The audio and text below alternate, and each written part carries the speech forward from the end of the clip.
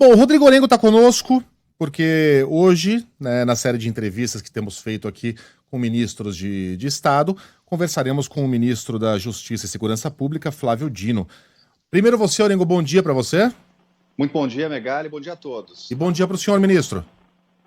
Bom dia, Megali, um prazer falar com você, cumprimentar também o Orengo, a Carla, ela e todos os ouvintes. Deixa eu pegar o gancho aqui, eu ia abrir com os protestos, com o que aconteceu no dia 8 de janeiro, mas deixa eu aproveitar esse gancho. Então, a gente estava falando sobre a questão das armas, tendo como pano de fundo, como linha condutora, um caso que aconteceu de um advogado que entrou numa sala de ressonância magnética, a arma foi puxada pelo equipamento, o gatilho também, e a bala perfurou o duodeno e vários órgãos desse próprio advogado, né? Pela irresponsabilidade dele ter entrado no local em que, obviamente, uma arma não é permitida.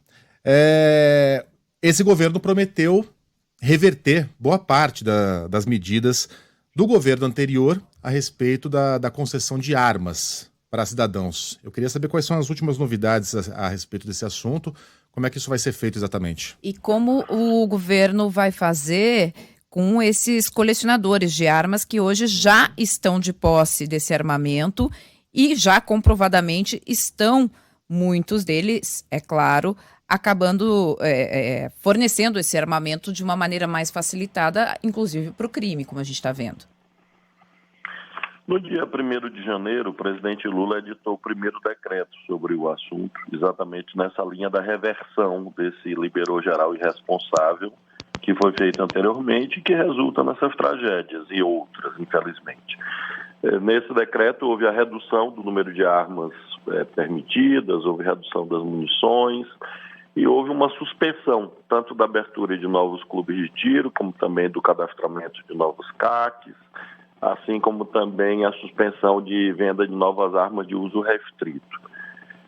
Nós tivemos uma determinação também de realização de um cadastramento nacional, quer dizer, todas as armas, inclusive as de uso permitido e, obviamente, as de uso restrito, devem ser recadastradas numa espécie de censo nacional desse armamentismo desvairado que foi implementado no Brasil. E aí nós teremos o próximo decreto, foi constituído uma comissão, um grupo dentro do governo e também com a participação de outros organismos, como o Conselho Nacional de Justiça, Conselho Nacional do Ministério Público, para nós fixarmos a legislação definitiva que vai nessa direção, evidentemente, que os fatos propugnam no sentido de haver um controle responsável sobre as armas. Arma nas mãos certas, primacialmente Forças Armadas, Forças de Segurança, para você distinguir, separar o joio do trigo e poder enfrentar as armas ilegais que estão aí na mão de quadrilhas e que acabam nascendo, inclusive, desse armamentismo, uma vez que, infelizmente, uma parte dessas armas ditas legais, munições ditas legais, acabam sendo criminosamente comercializadas, entregues ou apropriadas para quadrilhas, organizações criminosas. Então, esse processo está em curso, eu diria. O ministro, só para encerrar esse assunto, o governo pretende editar alguma medida que torne ilegais armas que hoje são legais nas mãos de cidadãos? Provavelmente ocorrerá, tanto no que se refere à quantidade de armas, como também no que se refere a tipos de armas. A classificação, a tipologia das armas de uso permitido ou de uso restrito, segundo a lei, compete ao Exército Brasileiro. O Ministério da Defesa, inclusive, participa conosco desse debate que vai se desenrolar nos próximos meses e aí nós teremos essa dupla revisão. Nós temos ainda um debate que ainda será feito e o presidente da República vai arbitrar quanto às armas já comercializadas. Mas, com certeza, em relação a efeitos futuros, haverá essa dupla restrição, tanto tipos de armas que hoje são permitidas e que deixarão de ser, como também quantidades absurdas que foram liberadas. Por exemplo, um cidadão comum comprar 6 armas. Por que 6 armas? Que necessidade suposta de autodefesa é esta que leva à compra de 6 armas? Há situações em que o cidadão pode comprar 30 armas. Por que 30 armas? Então é essa legislação que o presidente Lula vai rever nos próximos meses. Orengo. Agora, ministro, a gente vê aqui em Brasília um grande debate e até um receio de possível impunidade para esse caso, numa comparação com outros casos não tão graves como esse que venciamos no domingo, com as invasões, né? E aí esse debate ele leva aí para uma discussão legislativa, em função aí do nosso conjunto de leis. Eu pergunto, ministro, é oportuno e chegou o momento agora de discutir, por exemplo, um aprimoramento da lei contra financiadores, deixar mais rígida essa lei. Também a possibilidade de discutir derrubada de vetos daquela lei de crimes contra o Estado Democrático de Direito. E até aproveito para perguntar, ministro, se chegou o momento de discutir a criação de uma força de segurança para a proteção do Estado aqui em Brasília. A gente pode falar de um pacote de discussão legislativa? Nós vamos apresentar esse pacote de fortalecimento da democracia na próxima semana, para apreciação do presidente Lula. Ele deve ouvir os presidentes dos demais poderes, abrangendo exatamente esses itens que você aborda. Nós tivemos vetos que foram opostos pelo ex-presidente da República, Bolsonaro, em relação à lei sobre os crimes contra o Estado Democrático de Direito. Esses vetos ainda dependem de apreciação do Congresso Nacional. É um caminho importante, a meu ver. Conversei, inclusive, com o presidente Rodrigo Pacheco sobre isso. Nós temos algumas medidas legislativas novas, entre as quais uma que você aborda sobre a segurança no Distrito Federal. E isso pode resultar na criação de uma espécie de Guarda Nacional Permanente para proteger os poderes federais que estão no Distrito Federal. É preciso rever a relação entre os poderes locais e a própria polícia do Distrito Federal, uma vez que, como o próprio nome indica, o Distrito Federal não é um Estado, então a autonomia federativa pode, nesse caso da segurança pública, ser revista, submetida a um novo enquadramento, não no sentido de infirmá-la ou negá-la, mas no sentido de colocá-la em termos mais adequados, inclusive para a segurança das embaixadas, não só da Praça dos Três Poderes. E, finalmente, temos o debate sobre a internet, né, que é um debate mundial. Ontem, com certeza vocês acompanharam, iniciou o julgamento sobre um atentado terrorista, uma conspiração contra o Macron, na França, o presidente Macron. Então, e esse atentado terrorista, realizado há 3 anos atrás, engendrado 3 anos atrás, foi articulado justamente pela internet. Recentemente, a Alemanha enfrentou algo similar. Então, nós também devemos discutir um pouco sobre crimes graves, como crimes de ódio, terrorismo, perpetrados por intermédio da internet, uma vez que aquilo que não é possível nas ruas não pode ser possível nas redes. Agora eu fico imaginando... Só para aproveitar esse assunto, porque é importante, até do ponto de vista jurídico, pela sua experiência parlamentar, ministro, e até pela carreira no campo jurídico, existiria a possibilidade de alteração da lei para englobar os crimes cometidos no domingo, as invasões, ou seria uma mudança apenas para próximos crimes ou até para evitar próximos casos importantes como esse? Nós já temos possibilidade de enquadramento dos crimes cometidos no domingo, ou seja, um acervo de crimes ali cometidos, que vão desde os crimes contra o Estado Democrático de Direito, na minha ótica, terrorismo, danos ao patrimônio público, lesões corporais. Portanto, nós temos ali já um conjunto, associação criminosa. Então, nós temos um conjunto bastante expressivo de crimes que já são aplicáveis ao dia 8 de janeiro. Nós temos também, como você diz, essa necessidade de olhar para o futuro. E aí sim os aprimoramentos são apenas para o futuro, uma vez que há uma regra constitucional segundo a qual a lei penal só retroage se for para beneficiar o réu. Ou seja, a lei penal é sempre para o futuro, quando se tratar de agravamento de penas ou criação de novos crimes, é algo praticamente universal, eu diria, praticado na imensa maioria dos países do mundo. Então, realmente não haverá essa retroação, mas haverá essa prospecção. Isso não significa dizer que os eventos do dia 8 ficarão sem resposta penal, uma vez que a legislação vigente já oferece um conjunto de respostas com penas que podem chegar acumulativamente até 20, 30 anos de reclusão. Agora, a gente fica imaginando a dificuldade que deve ser você determinar a dosimetria para cada um dos crimes, né? Do que cada pessoa será acusada, porque nunca houve nada semelhante no Brasil. O que aconteceu em 2013 parece uma pelada comparada com uma final de Copa do Mundo, né?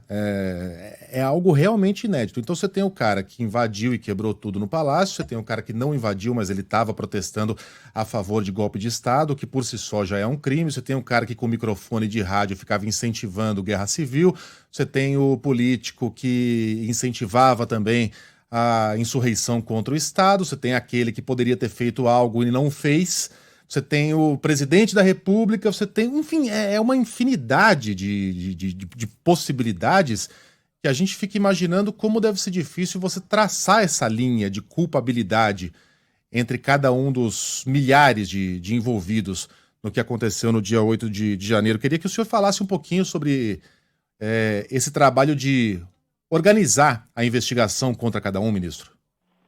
Você tem inteira razão, é uma exigência do Código Penal. Bom, primeiro da Constituição, que trata da chamada individualização da pena. Nós temos o próprio artigo 29 do Código Penal, que trata sobre essa necessidade da dosimetria, como você alude, nos termos do artigo 59 do Código Penal, ser feito na medida ou proporcionalmente à culpabilidade de cada um. Por isso, o cuidado da investigação que é conduzida pela Polícia Federal, no sentido de fornecer elementos ao Poder Judiciário que mais adiante, daqui a algum tempo, possibilite essa justa aplicação da resposta penal, né? Nós não queremos vingança, retaliação, justiçamento, nada desse tipo. Temos todos os cuidados que a lei manda. Agora, como você diz, é algo inédito no Brasil e, por isso, essas dificuldades que estão sendo vencidas. É importante a sua pergunta no sentido de mostrar que, mesmo a incitação já constitui crime. Tem gente que pensa que a vida é o game, que é TikTok. Não. Quando você incita publicamente a praticar alguém a praticar um crime, você está incorrendo no artigo 286 do Código Penal. Quando você incita animosidade entre as Forças Armadas ou contra os poderes constitucionais, as instituições civis, você está cometendo o crime tipificado no parágrafo único no artigo 286. E nesse caso das Forças Armadas, é curioso dizer, lei sancionada pelo ex-presidente da República, Jair Bolsonaro. Não foi uma lei que nós inventamos. Quem aprovou essa lei foi exatamente o ex-presidente da República, Jair Bolsonaro. E nós temos todo esse acervo de crimes contra o Estado Democrático de Direito que explica, inclusive, uma circunstância. Muita gente perguntou, mas a pessoa só estava ali na esplanada, ela não entrou e não quebrou nada. Ocorre que ela estava participando numa tentativa de depor um governo legitimamente constituído. Isso está no Código Penal, artigo 359, L e M. Então são crimes, esse é o ponto. Então eu lamento que seja esta quantidade de pessoas, lamento que sejam pessoas até eventualmente sem antecedentes criminais graves. Há muitas pessoas com antecedentes, há pessoas que foram condenadas, há pessoas investigadas, enfim, há pessoas que cometeram crimes preteritamente e há pessoas que estavam ali pensando, talvez, que aquilo era inofensivo. Não é uma prática criminosa. Infelizmente, tivemos que garantir que a polícia agisse e agora haverá os julgamentos perante o Poder Judiciário. Ministro Flávio Dino, à medida em que essas pessoas estão sendo identificadas, já é possível a gente afirmar que há entre eles muitos funcionários públicos. O Estado brasileiro vai responsabilizar também esses funcionários públicos? E se vai fazer isso, esses funcionários também estão ali sujeitos a perder os seus cargos? Vamos responsabilizar, sim, por ação e por omissão. Nós tivemos funcionários públicos que foram lá, perpetraram crimes diretamente por ação, e há aqueles que sabiam, ouviram e nada fizeram. Então, já há os processos instaurados, os inquéritos, se referem também a funcionários públicos. Nós temos também os chamados IPMs, os inquéritos policiais militares, que aí se referem a militares, tanto perante o Distrito Federal, quanto perante o Ministério Público Militar da União, em relação a militares federais. Então, há essa preocupação, sim, de garantir que haja isonomia e já há pessoas respondendo a ações de reparação de danos, porque é importante frisar isso, são milhões e milhões de reais do povo brasileiro que estão sendo despendidos para isto. Então, pense o quanto nós já gastamos todas as vezes que um carro terrorista é veiculado na internet. Hoje isso deflagra uma preparação que custa milhões de reais, que poderia ser investida na educação, na saúde, na própria segurança pública. Então, além do dano direto que essa gente criou, no dia 8 de janeiro, destruindo prédios, palácios, obras de arte, enfim, há esses danos ainda, digamos, ocultos. Agora mesmo começa a circular um outro card criminoso, todo dia agora, cards criminosos. Por quê? Porque essa gente se nutre do terror psicológico. Eles querem emparedar a sociedade, emparedar as forças de segurança. E hoje isso exige uma mobilização que custa bilhões de reais. Então, há um custo do terrorismo que deve ser iluminado e, ao mesmo tempo, claro, as respostas devem ser previstas na lei. Inclusive, há, evidentemente, essa possibilidade de perda do cargo nos termos do artigo 92 do Código Penal. Então, sim, existe essa possibilidade. Espero que ocorra em razão da gravidade dessas condutas. Eu queria falar especificamente sobre o governador afastado Ibanez Rocha, ministro, porque há quem defenda que o governador não deveria ter sido afastado pelo Supremo Tribunal Federal, uma vez que governadores, devem ter os processos ali, toda a condução pelo Superior Tribunal de Justiça. Então, queria a avaliação do senhor com relação a esse afastamento do governador Ibanez Rocha. Se o senhor acredita que ele pode ser afastado por um tempo maior do que são 90 dias, do que esses 90 dias. E também eu queria perguntar ao senhor com relação ao próprio domingo, porque o presidente Lula, ele assinou aquele decreto ainda no meio ali dos atos, enquanto eles aconteciam, e o presidente estava em Araraquara, no interior paulista, acompanhando ali a agenda, infelizmente, de chuva, de mortes que foram provocadas pela chuva muito forte no interior paulista, e aí remotamente ele assinou aquele decreto. Como é que se deu todo esse processo? Porque eu imagino que a equipe do senhor conversou com a equipe do presidente Lula, a tecnologia ajudou nesse caso, ministro? Foi pelo WhatsApp esse decreto? Eu conversei diretamente com o presidente Lula logo que, ao chegar no Ministério da Justiça, vi que o sistema de segurança do Distrito Federal não havia funcionado como planejado, por razões que, obviamente, a investigação vai mostrar, e liguei, obviamente, a ele, relatei o que estava vendo e propus algumas possibilidades de medidas, entre as quais a intervenção federal foi a opção do presidente. Nós escrevemos o decreto lá no Ministério da Justiça e havia essa dificuldade prática, como fazer, porque não havia sequer como fazer assinatura eletrônica, porque os sistemas estavam sendo naquele momento atacados por terroristas. Então, nós fizemos essa assinatura via WhatsApp, e que obviamente foi certificada por mim próprio. Eu estava, na condição de ministro da Justiça, certificando que aquela assinatura recebida por WhatsApp pertencia ao presidente da República e há, nesse caso, sobretudo se trata de uma situação emergencial, uma validade jurídica meio indiscutível, e foi com base exatamente nesse decreto, comunicado, enviado e recebido por WhatsApp, que o interventor federal tomou posse nessa condição, ainda no meio da tarde, por volta de 4h30, 5 horas, acredito eu, 5 horas da tarde, do dia 8, e com isso conseguiu, ao assumir o comando, fortalecer a mobilização, que levou à reversão daquele quadro terrível que estava conformado. Em relação ao governador Ibanez, primeiro, em termos de competência constitucional, não há nenhum problema quanto a isso, porque a legislação processual penal brasileira trata da chamada conexão, ou seja, imaginemos, alguém comete um crime, em tese, em parceria com uma autoridade detentora de foro prerrogativa de função, que é o caso. Então, um cidadão que não tem cargo público com um cidadão que tem cargo público. Então, há a chamada conexão e mesmo a pessoa que não tem foro em um tribunal, por conexão, vai junto da autoridade que detém essa prerrogativa de foro em um tribunal. Então, não há esse deslocamento entre o STJ e o Supremo, é normal, trivial, e não há em relação a isso irregularidade. Em relação ao mérito, foi uma decisão do ministro Alexandre, é claro que ela é uma decisão cautelar, é uma decisão provisória, e caberá ao Supremo, neste caso, rever ou não essa medida ao término do prazo que foi fixado de 90 dias. Então, acho que isso vai depender muito das apurações que estão sendo empreendidas. Quer dizer, os fatos que forem sendo revelados, aí sim, creio que o Supremo terá o elemento definitivo para uma decisão. Uma decisão provisória, que pode ser revista a qualquer tempo. Acho que o conteúdo dos depoimentos que estão sendo tomados e das perícias, enfim, que vai definir exatamente o que vai ocorrer em cada caso.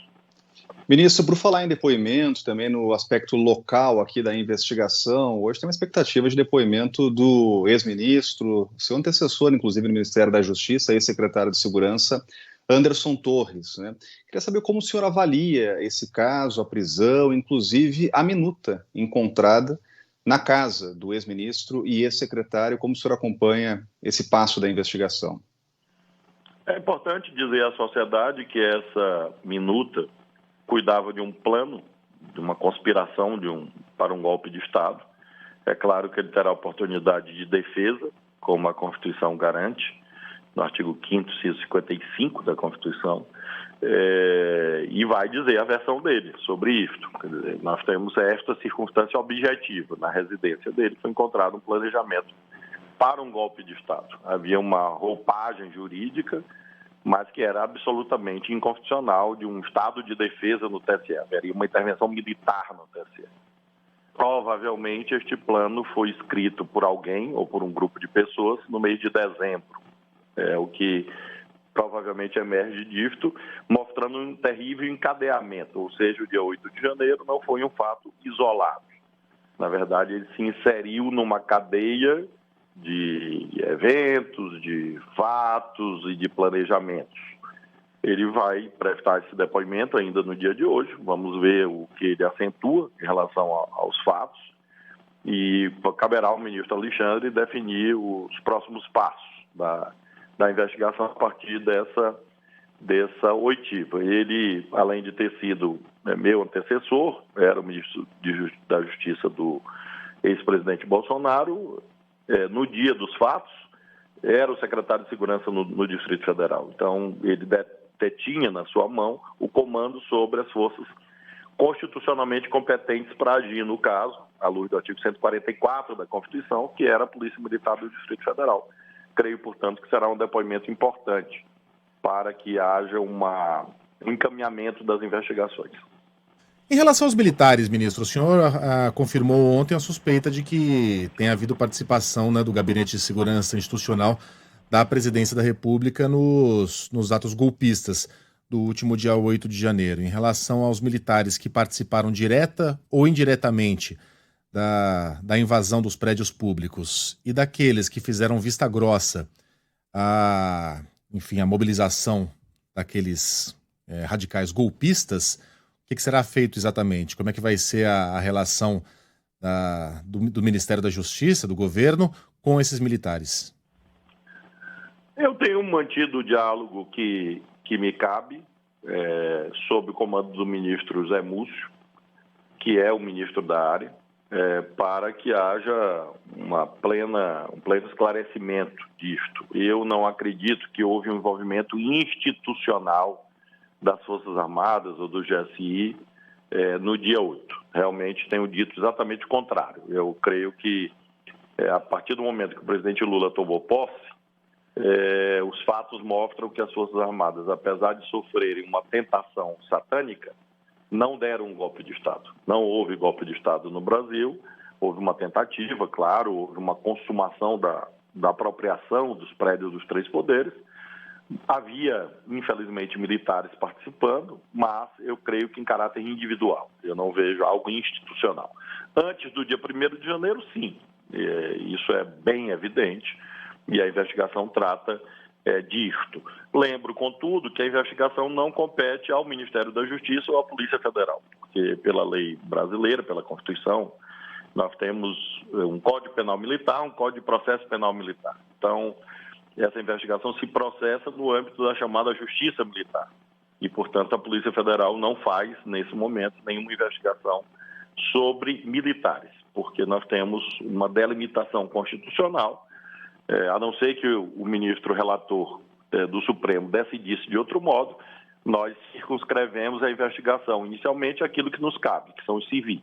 Sobre os militares, eu sei que há a instalação de inquéritos policiais militares, o chamado IPM, que não é conduzido pela Polícia Federal, e esse IPM é que vai revelar a participação individual de pessoas que estavam presentes ou se omitiram, enfim. Mas, a princípio, essa investigação não é conduzida pela Polícia Federal, porque, como disse há pouco, eu sou guardião da legalidade da investigação. Não sou eu que investigo, não sou eu que mando investigar tal ou qual pessoa, uma vez que há delegados concursados que fazem isso, ao Ministério Público, ao Poder Judiciário, mas eu sou guardião da legalidade da investigação e, obviamente, a gente não pode ultrapassar as nossas competências constitucionais. O que eu posso dizer a todos os ouvintes é que há procedimentos, há inquéritos policiais na Polícia Federal, naquilo que nos cabe, e há inquéritos policiais militares, que são chamados IPMs, no âmbito da Justiça Militar. Bom, a gente tem que encerrar, até para liberar o ministro, tem muito trabalho a fazer, a gente está no meio de investigações tão complexas, né, nesse momento tão complexo do Brasil, mais problemas como se a gente não tivesse nenhum outro, né, ministro, para resolver. Agora, uma ouvinte mandou mensagem para cá, e eu acho até importante a gente registrar aqui, a Eveline pergunta, ministro, sobre uma decisão que ficou para a administração, para a sua administração, que é o seguinte, o caso Robinho, né, um caso que chama a atenção de todo o planeta. A Corte de Cassação de Roma, na Itália, a terceira instância da justiça italiana, manteve a condenação do jogador Robinho, condenação de 9 anos de prisão por crime de violência sexual em grupo. Com essa condenação, a justiça italiana pode pedir a extradição do atacante. A Constituição brasileira veta, né, a extradição de brasileiros natos. Há também a possibilidade de a justiça italiana pedir para que o Robinho cumpra a pena de prisão em território brasileiro. Já chegou ao senhor esse caso? O senhor já pensou sobre esse assunto? De fato, é um tema que inicialmente tramita pelo Ministério da Justiça. Nós temos a Secretaria Nacional de Justiça, que é o órgão central de cooperação jurídica internacional, que faz esse processamento, mas o exame definitivo compete a questões jurídicas, não são questões políticas. Como você disse, a própria Constituição brasileira proíbe a extradição de brasileiros natos, né? Agora, pode, em tese, haver este cumprimento de pena, mas é algo a ser examinado posteriormente quando isso efetivamente tramitar. Até o presente momento não chegou nas minhas mãos, até porque nós, apesar de parecer que eu tomei posse há meses, eu tomei posse há 2 semanas, como ministro da Justiça, e no meio desse tumulto, como você disse na própria pergunta, né, nós temos muitos problemas graves como este e outros milhares, e estamos, infelizmente, a equipe do Ministério da Justiça toda unida trabalhando contra o terrorismo, porque essa é uma questão primordial, e efetivamente isso ainda não chegou e, portanto, eu não posso ainda dizer a minha decisão, a minha opinião, mas aquilo que me cabe, claro, mas evidentemente que eu posso afirmar que a minha visão geral é de crimes, quaisquer que sejam eles, devem ser punidos. Essa é uma tese, digamos assim. Mas a aplicabilidade ao caso concreto só pode ser feita quando eventualmente houver essa tramitação. Ministro Flávio Dino, ministro da Justiça e da Segurança Pública, obrigado pela entrevista. Fazemos votos aqui de que a lei seja cumprida, de que o Brasil dê uma resposta à altura daquela barbaridade de que fomos vítimas, todos nós, né? Todos nós brasileiros, no dia 8 de janeiro, ainda temos um Estado de Direito. Um abraço para o senhor, bom trabalho. Muito obrigado, bom dia a todos, que a gente tenha sempre força, fé e lembrar que a paz não é uma tarefa apenas governamental ou estatal. A paz nasce dentro dos lares, dos locais de trabalho. Espero que haja um desarmar geral de espíritos e a gente consiga tocar o Brasil para frente com progresso, produção e trabalho. Muito obrigado, bom dia a todos vocês. Bom trabalho, bom dia, ministro. Orengo, o que mais temos por aí? Depoimento do Anderson Torres, logo mais. Logo mais, essa expectativa, viu, Megali? Tem um ponto importante, a gente conversando aqui com integrantes da investigação, fontes que acompanham esse processo é o seguinte: o grande ponto aí do depoimento, obviamente, vai ser a ausência do ministro aqui num momento tão importante, né, ele que estava nos Estados Unidos, mas a questão da minuta encontrada, que é considerada, como a gente ouviu o ministro, que é considerada por investigadores como uma tentativa de golpe ali, né, a partir de um instrumento, né, muito estranho, né, e até estranho à legislação. De qualquer forma, o que os investigadores vão tentar entender de todo esse processo é como esse documento foi parar na casa do ministro. A alegação do ministro é que ele tinha lá uma pilha de documentos, de sugestões que ele ia colocar fora, ia triturar.